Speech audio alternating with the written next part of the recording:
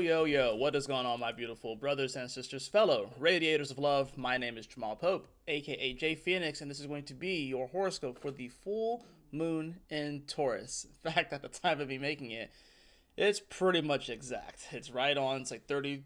The sun is at 13:23 Scorpio. The moon is at 13:25 Taurus. So we're like right here in the thick of this full moon. Trusting you guys are having a wonderful week so far. Let's go ahead and hop into it. With the full moon and new moon videos, I will have a song, but you know, unless y'all want me to sing like this, which I guess I can if you want me to. But the song actually is going to be Porter Robinson, Look at the Sky. So I definitely encourage you to check that song out. Honestly, I encourage you to check out all of his songs because he's just an incredible artist.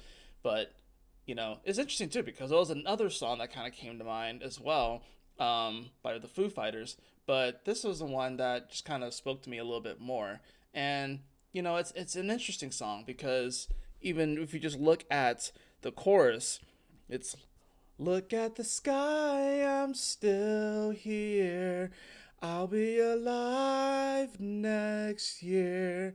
I can make something good, something good. Look at the sky, I'm still here.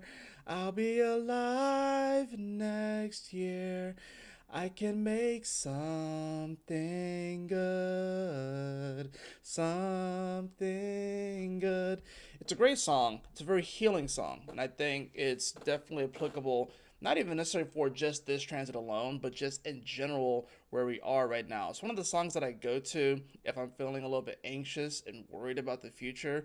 It talks about like you can make something good, you will be here. And yes, it's not guaranteed that you'll be here next year, right? Things happen in life. Life gets crazy, it gets chaotic. We don't really know, none of us knows when we're going to leave this plane of existence.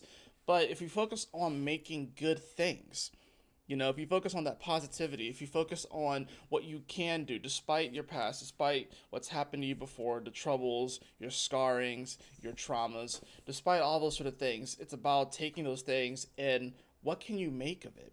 It's about mining and finding the gold within that. This full moon in Taurus is definitely an interesting one. Because this full moon in Taurus is seeing several things happen. It saw Mars that has shifted into Sagittarius right beforehand, right? It's also seeing Venus here at the edge of Libra. Venus, the traditional ruler of Taurus, right? Here at the edge of Libra, is getting ready to come into Scorpio. By the time that the moon even comes and conjuncts this Venus, it will be in Scorpio. Right, and of course we have the sun a little less than halfway through this spot. Of course we have all this energy in Pisces too, and if we just look at just the chart itself, there's not a lot of earth energy right now. We don't have a lot of earth. We do have Uranus, which is getting ready to come back into Taurus, but this won't happen until the moon actually leaves Taurus. It's going to happen like right afterwards, right? And then we have the south node in Virgo. There's not a lot of earth. There's a lot of water energy. We do have, of course, the sun here in Scorpio. We have all this energy in Pisces with Neptune and Saturn, the north node, and we have Venus, which is going to be coming into the spot very, very soon as well. We also have to remember that this Mercury is slowing down. It's not getting any faster. It's going to retrograde here in Sagittarius, and this is about the stories that we tell ourselves, the beliefs that we tell ourselves, especially now that Mars is here, in regards to our identity, who we are, the actions that we take. So this full moon, like I said, it's a reflection point, but we've been getting closer and closer to the reflection, kind of like how I mentioned the other day. Like, this is kind of how it goes. Well, maybe it'll be easier to go this way. I don't know. If you think of the mirror as this, right? If you think of my hands as the mirror, this is what kind of happens, right? We do that.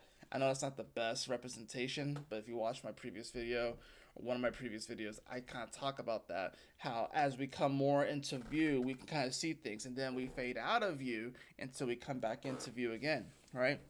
So we already were getting a taste of what this mirror is, what's being reflected back to us, what is the things that we need to start to release, or the things that will be released, especially considering the fact that this is Taurus energy. Taurus is the middle of spring. This is when things are coming more to life.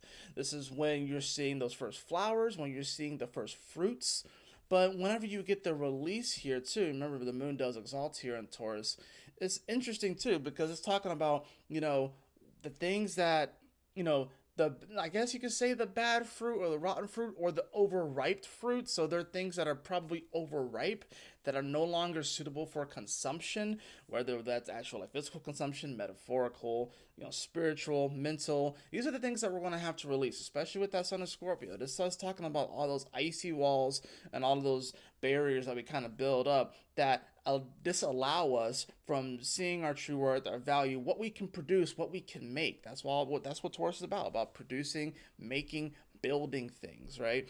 So, what are the things that are a little overripe? What are the things that are no longer suitable for that consumption when it comes to our values, the things that we value, right? Let's hop into it, right? So, like I said, we see at the time I'm making this, like literally, yeah, 1331, 1323. So, pretty much exact right here. 1 plus 3 is 4. 4 is Uranian energy, right? It's Aquarius energy. And 4 is a stabilizing energy, but it also destabilizes at the same time. So that's the interesting thing about this. You think about 4 legs, 4 wheels, 4 legs on a chair, 4 legs with a lot of animals. Like I said, 4 wheels on a car. It's a stabilizing, 4 legs on a table. It's a very stabilizing energy. Not that you can't have 3 legs on a table, because you absolutely can, but there's something more stabilizing about having that fourth leg. It brings it more secure.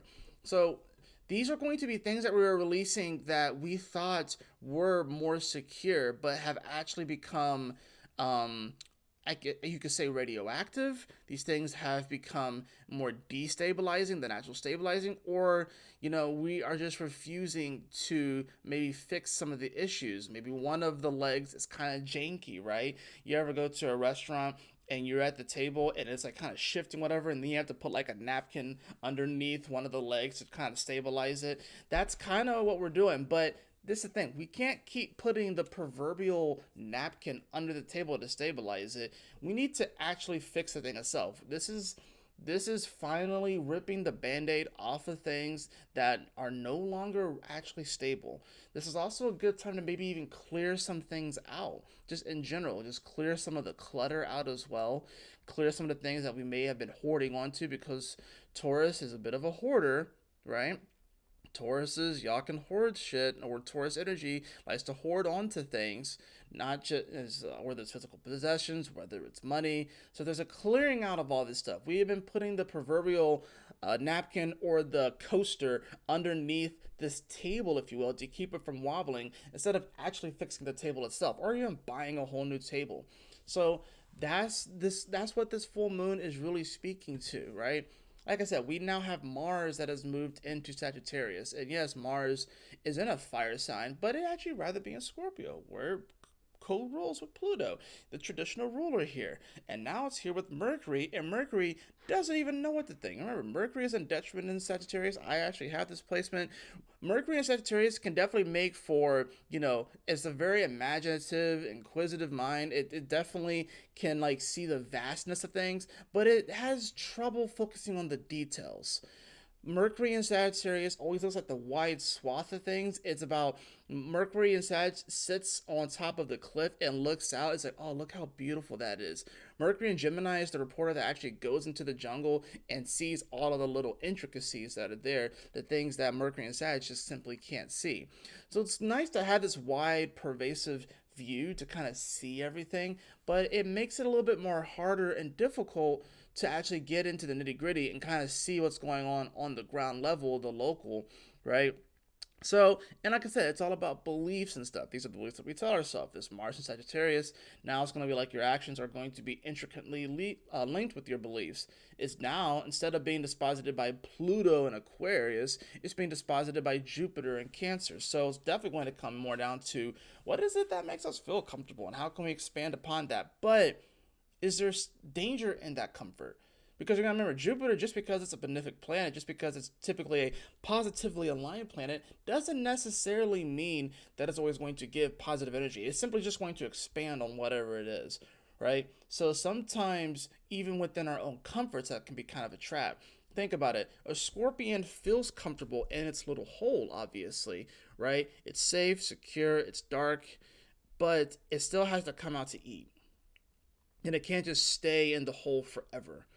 And an event, and that's the thing about it. So we have to be able to come out to eat. We have to be able to come out and actually explore our surroundings instead of just staying cooped up. But now that this Mars has left its Scorpio energy, now that the sun, of course, is still there, and so is the black moon. But now it's going. Now this is a time where we can start to project these different ideologies and these different ideas and think that it may lead to something positive, and it could. But we have to be careful about whether or not we are just hiding in our little den, in our little bunker, and expanding upon that bunker and den. But it's like you can only bring so much of the outside world into that little bunker to try and make it feel, or to try to even simulate what it's like to actually be out and about and to actually go out there and see what's possible, right? This full moon in Taurus said it's 13 degrees. Ooh, lucky number 13, or unlucky depending upon how you view it, right? This is this interesting moment. I mean, let's look at some of the other things, that it's doing, right? It's not making a ton of aspects to other planets, right? It's not really, it is sextiling over to this north node, and of course it is, in a trine over to the south node.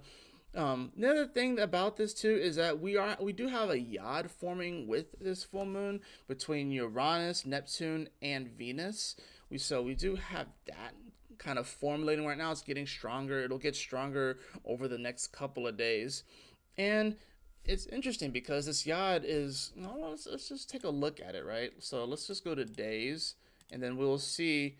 Just going straight to tomorrow, boom, 29 degrees. So it's going to make that nice little quincunx over to this Neptune, right? And then the next day after that, boom, it's going to shift into Scorpio here on Friday, and it's going to make that nice little quincunx over to Uranus right before it shifts back into Taurus, right? So we're going to feel this very interesting, kind of awkward, odd shift, kind of going in many ways from, you know, the Venus and Libra world, which is trying to, make connections, is trying to find balance, harmony, is trying to hear out both sides of the things. But in this Uranus and Gemini, though, which is, I believe, is where a lot of the revolution is going to happen, because it's saying that the revolution, the big things that are going to be happening, the aha moments, are this more Gemini like energy, but it is retrograde, right? So it's about like, it's these things aren't going to come to you. You have to go out and seek these things out. You have to go out and, Gemini is all about the neighbor. It's about the local community and stuff like that. It's saying that the biggest changes, the revolution, isn't happening on these grander, larger, nationalistic scales. It's happening in more so the local. But we have become, it's so interesting now how, especially in this country, especially politically, how we can get so invested and the politics of other localities outside of our own.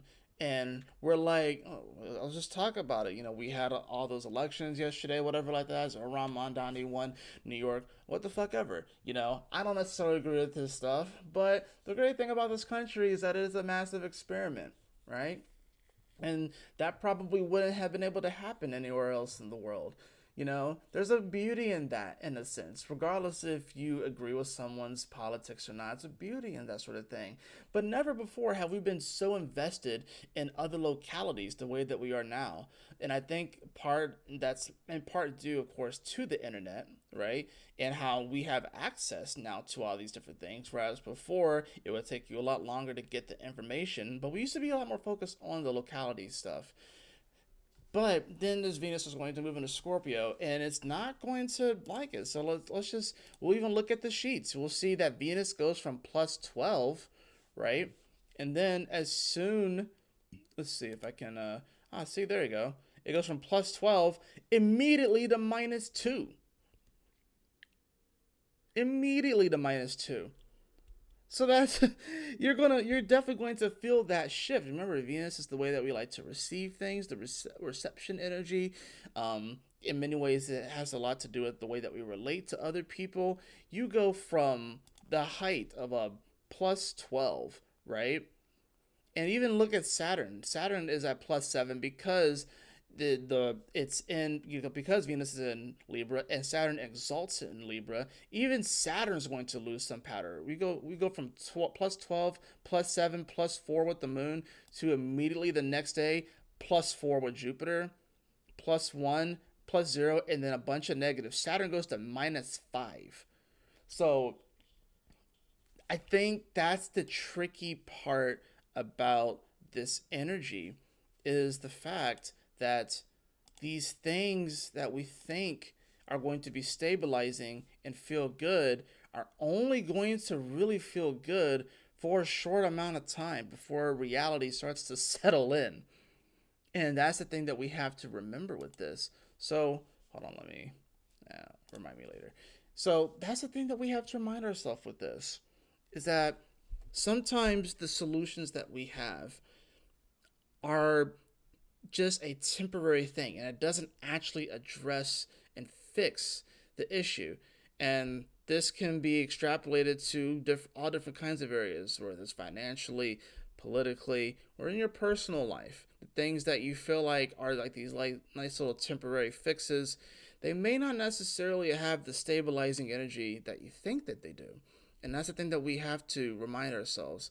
This is not, and we can even look at Mars too. So like, because then you'll see that like the Mars energy, which is how we kind of motivate ourselves and get ourselves to do things, even it's not necessarily in the best spot. It's at +0 right now. But if we look at where it was when it was in Scorpio, it was at +7. So Mars has lost energy. So we are about to see Saturn lose energy. We're about to see Venus lose some energy. We're about to see Mars lose some energy. And the only thing that kind of remains stable is, ironically, that Jupiter. And I guess you could say the Sun, because it's at +1 during this. So those are the only two that are going to remain somewhat stable through this. So it even makes sense now that Jupiter is the planet that is the strongest, or is feeling the best, because it's in a place that it likes to be, and it's also dispositing this Mars and this Mercury. That's the danger part of this, is that like expanding upon things that can make us feel comfortable, but are they actually fixes, or are they just temporary solutions? This is about finding comfort within the discomfort. That's really what this is all about with this whole full moon, and having to release, you know, these ideas, if you will, of, you know what, yeah, this fruit might be a little overripe, but I'm still going to eat it. Or yeah, this fruit may be a little bit radioactive, but I'm still in, well, fruits. I mean, bananas are radioactive, right? But you know what I mean. For the purposes of this metaphor, it may be a little. There may be a little bit of something else extra to it, but are you still going to eat it? Or are you going to continue to eat it as well? Because Taurus does rule food as well, right? So this can be about making food changes in our life, maybe dietary changes some of you guys might be making. I know I did. That's one of my big ones, especially because Taurus is my sixth house. So I'm having to change my diet right now. I'm having to go like low carb as much as I can, which is kind of funny that I'm doing this around the holidays, and then my birthday's coming up in 12 days. So I'll end up breaking it for those days, but I'm doing my best to just go low carb, high fat, high protein, you know, mainly just so I can just drop some of this weight and then I could put the muscle back on. But this is going to look different for everybody. Like I said, this is for me in my sixth house. Technically, by Placidus, this is actually still my fifth house. But that's kind of where I'm at with this. Now, where are you are with this, right? And food doesn't necessarily have to be the food that you eat, but it's the media that you consume, the conversations that you consume, right? It's not just the food. So we have to be careful about the things that we're consuming right now as well. We have to think about those things. But I just wanted to show you, as far as the scores go, that the only thing that is somewhat stable through this is that Sun and Jupiter. And Jupiter is a little bit stronger at +4. We still got to remember, everything still comes back to the Sun. When all else fails, go to where the Sun is. And where is the Sun? The Sun is in Scorpio. And what does the Sun in Scorpio teach us? It teaches us the power of transformation. It teaches us how to take emotions, excuse me, and transform them. Because emotions, it's like I said, it's funny because emotions are water, and this is fixed water, but ice eventually melts too. So this is about, yeah, like I said, this is about this is teaching us how to transform stuff. This is teaching us about our shared resources because Scorpio does rule the eighth house, and that's about shared resources as well. You know, coming out in the second house to Libra. So what does Libra value? Libra values intimacy. That's the thing about Scorpio, that it rules intimacy. And intimacy doesn't necessarily have to be in a romantic sense, right? It's about intimacy. It's about you seeing the true depth of who I am and embracing and accepting that. Or if you don't, what are you going to do to transform it and transform that energy, right? What are you going to do to transform it? So, like I said, the song of the day or the song of the transit would like "Look at the Sky" by Porter Robinson. This is about like, yeah, you can make something good. You can take this energy and you can make something good. And Taurus wants to make things. Taurus likes working with their hands, right? So does Gemini because Gemini rules the hands. But like Taurus likes to make something. It likes to make things with its hands, right? So what can you make? This could be actually a good time to actually even make and build something like actual physical, whether you're into building birdhouses, or maybe you paint, or you could even write or do something like that. Mercury in Sagittarius is actually really good for writing, ironically. It's actually good for speaking as well. It may not necessarily be the best with like details and stuff, but it's good for things like poetry, and it's good for like getting your ideas out there, and then you can kind of hone in later. But like I said, this Mercury is slow. You see that this Mercury, it's slow, and it's out of bounds, and the Moon is out of bounds. It will be when it hits Gemini, all right. So this Mercury is slow. It's not moving any faster. It's slowing down. So the mind is kind of slowing down too. So that's the thing about this. You think that you're forgetful now. Wait till this Mercury retrogrades and how many things that you start to forget. That's why it's going to be imperative, especially when Mercury retrogrades in Sagittarius, to write things down. Take notes. Take notes, write down details, because you will forget. I promise you, you will forget. It's important to take notes right now. But like I said, it is, we'll go back to the 13, it is slow. It's not, Mercury likes moving 2 degrees at a time. Or it likes moving 2 whole degrees a day. That's what Mercury likes to do. It's slow. And it's out of bounds. So not only is it not moving as fast as it wants to, not only is it in Sagittarius where it does not like to be, it's way, way, way out of bounds. Right? Mercury doesn't like to just be chilling next to Jupiter, because Jupiter does rule Sagittarius, in delivering the news. Not only is Mercury unable to deliver the news the way that that it needs to right now, and get in and out as fast as it can, but Mercury has to wait because there is a line, especially considering the fact that Jupiter, like I said, Jupiter's head's about to get big because it's going to be at +4. So Mercury, not only can Mercury not deliver the news that it really wants to Jupiter, they're on complete +4 and -4, so they're in complete opposite spectrums of this. It has to wait in line to say its piece and to deliver the news because it's out of bounds. It may be news that goes against our comfort zone as well. And then we will push it to the side, and like I said, put the proverbial balled up napkin underneath the table, or the coaster underneath the table is like, no, I don't want to hear that right now. Let me just put this here. I'll just write this little thing off here, tape that, and put that under the table and stabilize, and we're all good to go. But Mercury's white, but Jupe, this is important. You can't just gleam over this. I ain't got time for that. I got a party to plan. Although Jupiter doesn't really plan parties, just throws the parties. And Mercury's like, but sir, I really need to deliver this message. Like, I really got to deliver this message, especially because I'm about to retrograde and turn off, and then like I'm not going to be in my best energy. So I got to give you this information while I'm here. And Jupiter's like, I'm not hearing that right now. I'm not hearing that right now. Just put a coaster underneath the table and stabilize it. I'm not making Jupiter the bad guy here. All I'm saying is that there's going to be more of a propensity to turn a blind eye to things, to information, to truths that are going to be a little bit uncomfortable. So, the best way to make it through this is what can you build? What can you create? And how can you focus a little bit more on those energies instead of all of the stuff that's like way, way, way outside of your control? How can you focus on the things that you can build and you can create in your own life?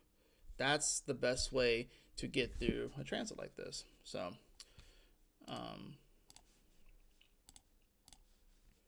so that's where we are as far as that goes. And just for shits and giggles, because I haven't done this in a while either, let's just read the Sabian symbol for this 13-degree. Let's see.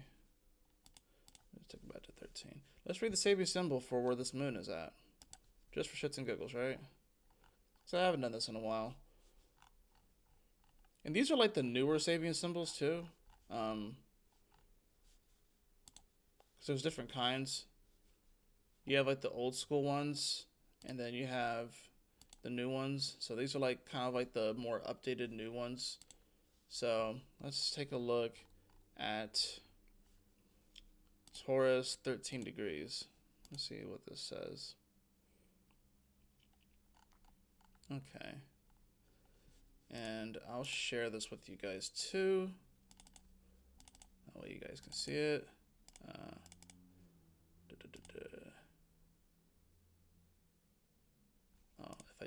maybe I just go this way. Oh, perfect. Okay, cool. Y'all can see that. All right. On the beach, children play while shellfish grope at the edge of the water. This symbol implies people and all living things existing together in peace and harmony. Ain't that cute? They are playing, enjoying, and living at the edge of the water on the beach, doing their own thing and getting on with their lives. People with this symbol often just want to get on with their activities, enjoying life and nature. This is a lovely image of a live and let live attitude, right? Try taking some time out by the water and interact with others just there. With the coming and going of the tide, people do what comes most naturally to them. Just be careful that you don't get out of your depth trying to be like others. Ain't that the truth? Being self-sufficient, looking after one's own affairs, a sense of at one ment with all forms of life, peaceful coexistence amongst beings on different levels of evolution, meddling in people's lives, restriction of play, being distracted, building sandcastles that eventually wash away, voyeurism, sunburn, and exposure to weather. Kind of interesting, actually. And I think we are in kind of a live and let live kind of situation. I think we get so caught up in other people's lives and what's happening in other localities outside of our own. But yeah, this is about being self-sufficient. This is about building. This is about looking after our own stuff. And we are all trying to find some sort of peaceful coexistence. At least I think we are. Or at least we're trying to find some peace within our own lives. But sometimes we get around and we'll start meddling other people's lives because we'll project these different ideas, especially with all this Sagittarius energy of what we believe is best for people. And it's so easy to get distracted. And building sandcastles that eventually wash away. You don't want to like just not build sandcastles because building sandcastles is fun, but they will eventually get washed away. So I think this compares to don't create solutions that are not long lasting. Don't create solutions that aren't going to stand the test of time because the water will eventually come and wash it away. And here's the thing, the ocean, even with these longer standing solutions, will eventually wash those away as well. I guess it depends on how close to the shore you build the said proverbial sandcastle. But this is about long-term solutions, not short-term solutions, just because you want to feel better immediately and not feel any of the discomfort. But the peaceful coexistence or the finding the peace, that's not something that just comes. You have to actually work at it and build it actively and then protect it. Scorpio is all about protection as well. You have to protect your peace as well. So it's not something that that's just going to come. It's not something that you can legislate your way into. It's not something that you can just vote into and think that the moment that you vote somebody in, that they're going to be the ones that create the peace. No, you actually have to go out and build it. We can't keep relying on other people. It says being self-sufficient. So I'm sorry, there's no one that's going to come and save you. Nobody just going to descend out of the sky and just save your ass. It's gotta be you. Looking after one's own affairs. You see how this goes from the self in many ways, being self-sufficient, looking at your own affairs, but at the same time there is a sense of at one-ment with all forms of life and a peaceful coexistence. You see how that works? How it talks about putting the responsibility on the individual, but at the same time, by putting the responsibility on the individual, and when you become self-sufficient, you look after your own affairs, you can have a peaceful coexistence with other people. So it's not always only about the self. You still have to take other people into consideration, and we all do, right? But this is, like, focus on your own affairs and focus on you first, and then protect your peace. And you don't have to protect your peace violently either. And that's the problem. So we tend to want to protect our peace violently. And sometimes I suppose that is necessary, right? But is it necessary right here? So I think this is an interesting symbol. It's not the one that I expected for sure. But I like the whole idea of the peace and the harmony and stuff in the play. But it's also just knowing that, the oceans of time will come and erode away the sandcastles that we build.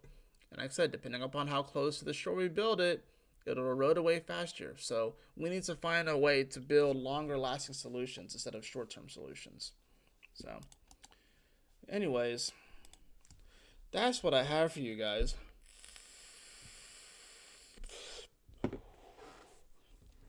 Let's go ahead and get a card for this full moon.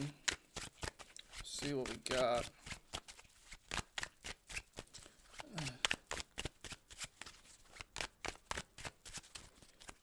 For this full moon in Taurus. I'm glad I actually got on here the way I did. I can sometimes be lazy in the morning and not want to get out of bed, like we all do. And then when it comes to the things I gotta do before I go to work, because I actually gotta go to work soonish, I don't give myself enough time to do other things. But I was like, I gotta get up and make this video. And I'm kind of glad that it happened exactly at the time that I did, because it happened exactly on top of the full moon in Taurus. So things work out the way they are supposed to work out, right? Everything has a reason, I suppose. Divine timing, if you will. Oh, that card just flew out. That card just flew on out. Wow. Oh, that card flew out as well. We got a card over here and a card over there. Let's see what this first card is. Ten of Swords. It's funny in my head, too. I'm like, this is the card that we have to release. This is the Ten of Swords. Oh, man, what we have to release? I think these are about these mental traps that we set up for ourselves that have him. And ironically, look at that. He's drowning.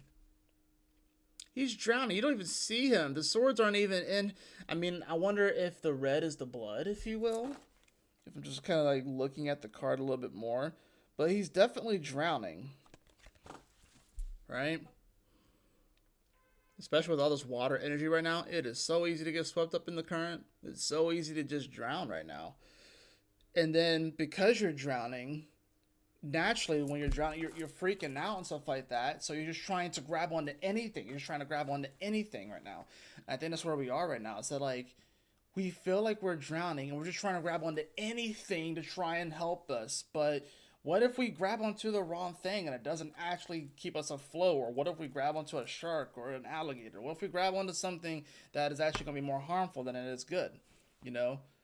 I think this is why we have to kind of like take a chill pill a little bit here and just be like, all right, what can I do? What can I build? how can I become more self-sufficient? How can I focus on my needs? How can I take care of my own affairs?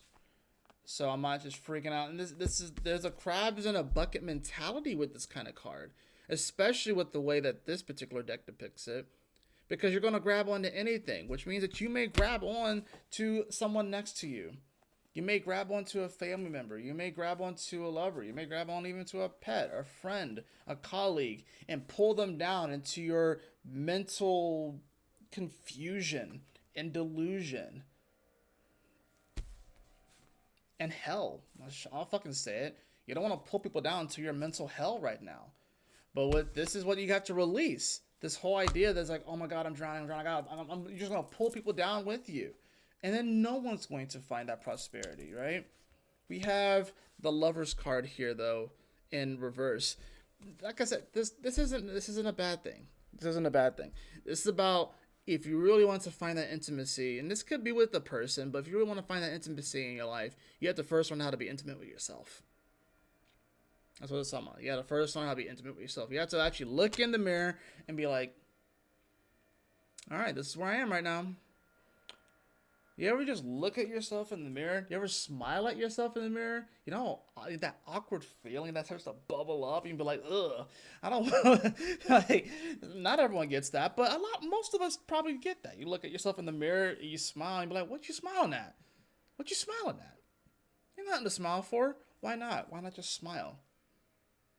Why not just smile for no reason at yourself in the mirror? And it's not that you are trying to, undercut the things that you have to work on, but it's about you deserve to smile at yourself as well. Because then that lets your subconscious know that you are something worth smiling over. And that you can create and build things that are worth smiling over. It's the belief in yourself, if you will. That you're worthy of believing in yourself. Right? So, final card I have. I love this. This is the Six of Wands. This talks about victory. So I think this is about, we got to find the victories in our life again. The small victories. Sometimes, and I get it, everyone's going through different things. Anxieties, depressions, financial woes, family woes, spiritual woes. We have to learn how to find the victories in everyday life. Sometimes, yeah, the victory for yourself that day, maybe as symbols like, I got out of bed today. I get it. Right? And I understand that in a world right now, especially, that's all about, you have to pull yourself up by the bootstraps. You got to hustle. You got to do this. You got to do that. Otherwise, you're not successful. Yeah, forget all that noise, right? Forget all that noise. You have to redefine what success means to you. So some days success is, yeah, you got out of bed today. Sometimes success is you drank enough water today. Sometimes success is you ate healthier today. Sometimes success is you didn't yell at your kids today. You listened to your kids. You listened to your partner. Sometimes success is you called your parents that day or your siblings. Sometimes success is you talk to the person that bags your groceries and you had a nice little conversation with them. Wasn't too deep, doesn't have to be deep, but it was a nice little conversation. Sometimes that's what success looks like.